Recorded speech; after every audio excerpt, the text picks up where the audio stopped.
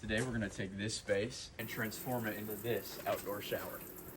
All right, so the first step was the frame. This whole build really only consisted of 1x2s and 2x4s. And so here I am cutting them down to size, and then they were all construction grade from a local hardware store. So I sanded them down with some coarse sandpaper and then used a multi-tool with a finer sandpaper grit to really get that nice finish. And as you can see, it actually came out pretty well.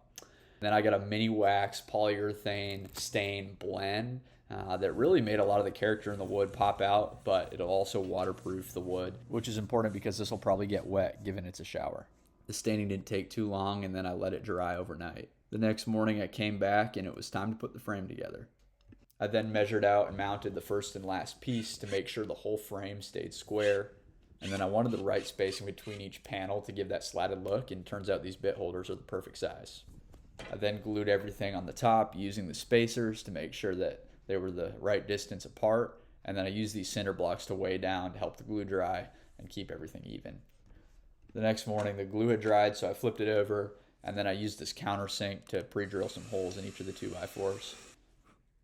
These countersinks help protect the wood and keep it from cracking, and also make sure everything's nice and secure. And then I just used some 2-inch deck screws to secure each of the panels from the back, and that wrapped up the frame.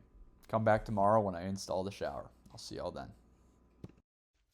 A big shout out to Casainc for sponsoring this video.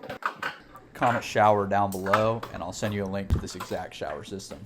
So the first step was to knock out one of these panels where the shower base was going to go. I then attached a PVC plug to the hot side and then a garden hose adapter to the cold side. I then measured the center and marked it and attached the mount that holds the top of the shower in place.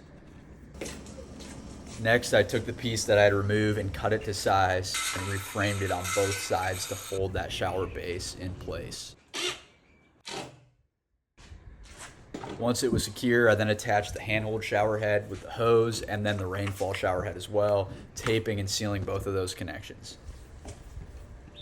Next, I still wanted to be able to use the garden hose that came with the house, so I bought this 2-to-1 splitter that will allow us to use both the shower and the hose and turn one or the other off. Then I laid down some extra pavers with some sand underneath to create an even surface to stand on and to help with the drainage.